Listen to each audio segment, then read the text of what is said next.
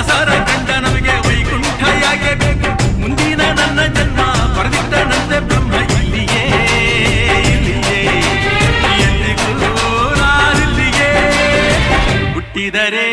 ಕನ್ನಡ ನಾಡನ್ನು ಹುಟ್ಟಬೇಕು ಮೆಟ್ಟಿದರೆ ಕನ್ನಡ ಮಣ್ಣ ಬಿಟ್ಟಬೇಕು ಇದು ಚಟ ಚಾವಂಡಿ ಇದು ವಿಧಿಯೋಡಿಸುವ ಬಂಡಿ ಬದುಕಿದು ಚಟ ಚಾವಂಡಿ